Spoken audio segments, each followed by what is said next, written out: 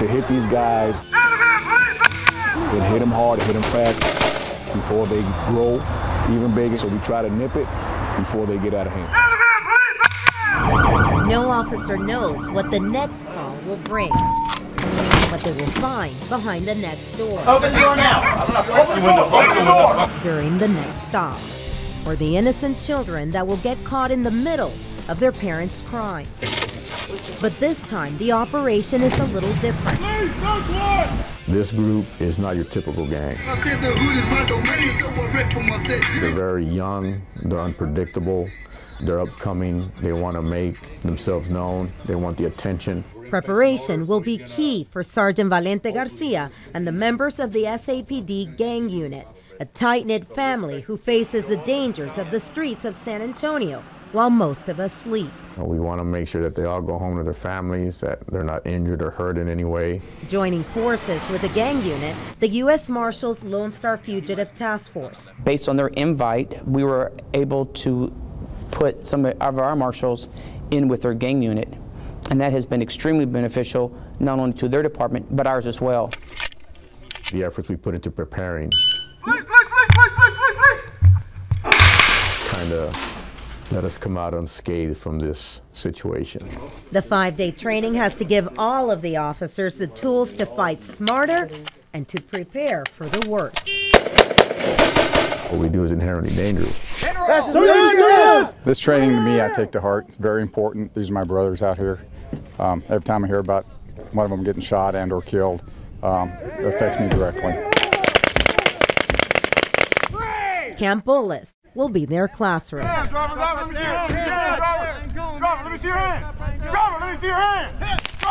Repetition is key so they don't have to think. The correct reaction becomes second nature. And second nature is even more important when someone is injured. Blood's gushing out. Right arm, blood's gushing out. What are you gonna do? That bleeding's gonna stop when you're dead or when you stop it yourself. Fight through, guys. What we're teaching them is to buy time, to buy the 10, 15 minutes, the hour they need to get to the surgeon. A special tourniquet designed for the Army will be given to each officer. If you're in a shootout, doesn't matter if you're in Afghanistan or on the streets of Texas. Being injured is a possibility that comes with the oath all of them took. And protecting each other if the unthinkable happens will become the most important thing these officers will ever have to do. We're going to protect our own. You know, I mean, of course, we work within the confines of the law, but above all, we want to go home. Just like everybody else, we have families, children. We prepared, we trained, and we want to do it the right way. Training like it's real will get them ready for what's to come during the next 12 weeks. If I have to come up under a bed, you know, you see guys trying to do this, okay? Boom, get it there. Going around the corner, guys. It's nice and tight. Boom, no threat, and then move. During the fast action, it's unimaginable that in the real world, these seasoned officers will also have to remember the law. If you don't remember it, then evidence you seize that shows somebody committed a crime could be thrown out by the courts. Their carrying out this operation successfully will have an impact on the entire city, since authorities say no one area is immune from this young gang. This Thursday night, They were the eyes and ears of the mafia. who the target is. They're very young. They are more aggressive. They're unpredictable. Drugs, money, they would try to do anything to make a name for themselves. Yami Virgen, Fox News at 9. Puro Sanato. They're the object of local music videos found on YouTube. Law enforcement says they glorify a fast-growing gang. It's a gang that want to come out and show, prove themselves. And that's the thing we worry about is they are more aggressive and they would try to do anything to make a name for themselves. In San Antonio, this is their birthplace, the Bexar County Jail. In 2006, these one-time associates of the Mexican Mafia became their own group, tired of having to pay a 10% tax of sorts to the Mafia while in jail. These are the guys that the Mafia will send out, see anything that's going out there, would come to them, hey, so-and-so's doing this, so-and-so's doing that. That's why the Mafia called them, in English, Big Ear. Any officer can tell you how most orejones are. They're a little hard-headed, so we let them out maybe like 10, 12 at a time. But this whole unit right here is mainly orejones, man. These guys are violent, they're aggressive. According to Captain Raul Gonzalez, whose unit is in charge of classifying all inmates, there are currently 700 inmates that have been ID'd as orejones. But Gonzalez says there's a lot more. There has to be at least 2,000 of them roaming around. They control the population within themselves because there's numbers out there. The group is quickly identified by law enforcement by symbols synonymous with San Antonio. We don't want things that are related to San Antonio being related to criminal acts or those engaged in criminal acts. And for us, we do take that offensively. It's the San Antonio Spurs symbol. 210, of course, the Alamo is our flagship here in San Antonio, the Tower of America. Well, not everyone who has these tattoos is an orejon. Authorities say it's the first identifying sign for them. When I'm walking down the street, I'm looking for tattoos. Although in jail they click together for protection, law enforcement says when they come out, it's a different story. What's the difference between the Mexican Mafia and the orejones? Nothing. They're both violent street gangs, and do you really care if it was somebody who broke in your house, if they were a Mexican Mafia or orejones? Your house still got broken into. They're a little disorganized in comparison to the others, but just by sheer numbers, their activities affect more people and in a broader area. We consider them a threat to the citizens of San Antonio and the safety of those citizens. Murders, weapons trafficking, narcotics trafficking, burglary of vehicles, burglary of homes, robberies. And if you think they're just in one area of town, you're mistaken. They don't identify with a city neighborhood like some gangs do, where they've attached themselves to a particular street or project. The U.S. Marshals, the Sheriff's Office, ATF, and the SAPD gang unit say this operation is key to curbing their money-making activities. More money, more power.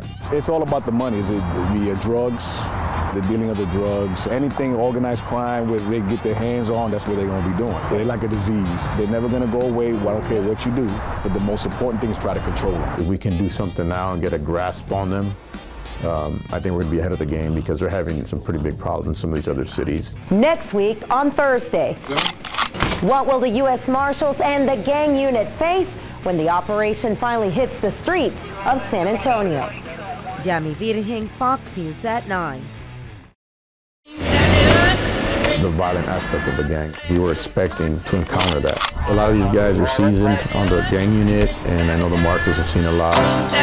We went after this gang with anything possible.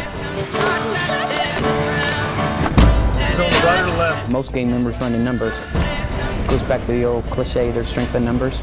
Just as there's strength in numbers for them, likewise there's for us. Go ahead. It's more than kicking in doors, and it's more than, seasoned evidence. There's a lot that goes into trying to prepare for an operation like that. In this case, the Orejon gang is new but fast growing. If you're on top of them and you keep the intel on them, you get a better hand on it. As far as getting rid of them, this is the only way to do it. Once it's secured, everybody's in custody, we'll start a secondary search at that point. Before hitting the streets, the gang unit, U.S. Marshals, ATF, and the Sheriff's Office get their assignments. The guy came out with a weapon stuffed in his waistband. Armed with intelligence, now it's time to go get their targets. Inside this West Side home, not only do they find drugs, but also several handguns, a shotgun, an AR-15, and a semi-automatic rifle. We try to determine how the guns actually went from the manufacturer, retailer, to the individual on the street that we just arrested. But finding the drugs at each bust isn't always as easy as it seems. There is no limit to where these traffickers will hide the money or the weapons. We found money behind furniture, up in attics, in toilet bowls, in kids' rooms, under TVs. There are no limits to what narcotic traffickers will do to hide the proceeds. We find weapons under dressers, under mattresses, so we find them at the arm's length of a child, and that's very concerning. Anytime we even get the one weapon off the street, it's a score for us, because that means one less gun that can hurt someone in the public or can hurt one of us or a child. So even one gun to me would have been a plus. Day after day, bust after bust, it's the same thing. Many of them are on parole or probation. They're out there engaged in regular drug trafficking and robberies, assaults, wreaking havoc. Most neighbors seem to be in shock, but the telltale signs that something illegal may be going on are there. It wasn't just your typical corner street dealer. They were dealing in commercial quantities and turning a pretty good profit. Authorities say all of these men have been charged. All these cameras. Any idea where they're taking you in? That's what I want to know. That's what you want to know? You've been doing anything you shouldn't be doing? Sure. Any idea where they're taking you in? Nope. What happened? What happened? Nothing happened. Why? Just why are they here at your house? Why are they here? Well, I like to party, I guess. As the arrests are going down, information is being called in to the San Antonio Regional Intelligence Center. We just take a whole lot of information and we funnel it into one place. That way the officer's not having to call 5 or 6 different people to get the information that we can all get here in this office. It's a very dynamic, fluid situation. I wish I had like 20 hands or something, or 20 arms, you know, to get it all done. He's back out, has changed shirts, a white t-shirt this time. When he's pulled over, they find drugs in the car. During the 17 weeks, officers find drugs, ammunition, and weapons. 212 alleged gang members are arrested. 38 firearms are seized. Close to $1.5 million in drugs are found, and $80,000 in cash. This doesn't end. And as long as there's going to be gangs out there, we're going to do this. I know that they know that we're out there. Tomorrow it could be that gang member or the next guy who thinks he's coming up. You know, we may be coming through the door. All of the officers in this operation not only went through the doors, but they all came out safe and went home to their families. Next week, when you see the kids, crying because, their daddy's going to jail, their mommy's going to jail, it breaks your heart. Who are the innocent victims stuck in the middle? It's tragic and troubling. Yami Virgen, Fox News at 9. It's tragic and troubling. Y'all clear to go ahead and proceed. We want them to see an officer as someone that he can count on, respect. Male, female, and 2 kids. Not be there putting handcuffs on my father or mother. It's sad to see the kids having to go through this because they don't have a choice. Don't you feel bad that your kids had to see all that? Yeah, but I'm never here, so, I mean, we live and we learn, right? You hate for the first time that they come across law enforcement to be us kicking in their door, taking dad away. We can't show you their faces because they're innocent children who just happen to get stuck between their parents' alleged crimes and the men and women whose duty it is to uphold the law. We still have a human side, so you see the children. It's tragic. It's tragic to see. During their 17-week operation targeting who they say are members and associates of the Orejon gang, officers find large amounts of narcotics, money, and weapons, but also homes full of young children, in many cases living in bad conditions. Dirty diapers, alcohol over the place mixed with, food. Bexar County Deputy Letty Henricks is assigned to the U.S. Marshals Lone Star Fugitive Task Force. She, like many officers, tell us the worst part is knowing how the children will be impacted by seeing their parents arrested. You see the kids, especially when you see the kids, crying because, their daddy's going to jail, their mommy's going to jail, please don't take him, And I mean, it breaks your heart, as a parent. It breaks your heart. It wasn't difficult to capture the confused and tearful looks of children as they waited with their handcuffed parents for family members to pick them up, like this grandmother in Atascosa County. She's going to be asking, where's my mom and where's my dad? How old is she, the older one? She's 3. And she's going to say, where do the mean people take them? Those heart-wrenching looks aren't lost on officers. But how do you explain you're not the bad guy when your job is to take their parents to jail? It's hard to tell a little one that you're the good guys when you're handcuffing mommy and daddy and putting them back in a patrol car. As we wait outside, the children's grandmother asks questions. She's told by officers there are weapons and drugs in the home, all within the reach of her young grandchildren. They could have hurt themselves, You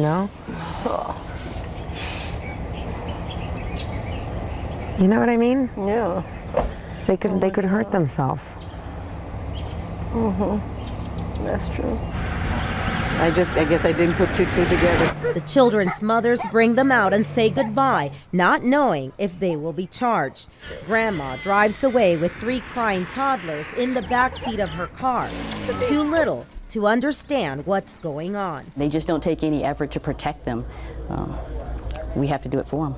In this Bexar County home, the children were watching cartoons as police say their father was cutting heroin right in front of them.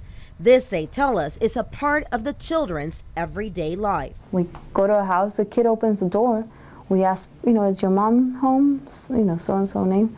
And the kid, it's so sad. Oh, are you here to arrest my mommy? In this home, weapons, drugs, and money are found hidden all over the house. Dad and Mom are both going to jail. Officers try their best to console the children. It does tear at you to see young children in an environment where they have to be exposed to police action in an unfavorable environment. Turn the camera off.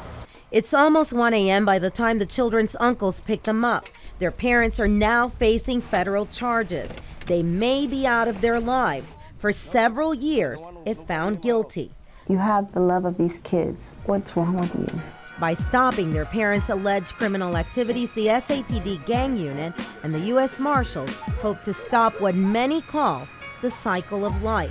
By the actions we take, we can help several and maybe kind of get them out of that situation or break that kind of cycle, give them an opportunity they need or that they deserve, that every child deserves. Yami, Fox News at 9.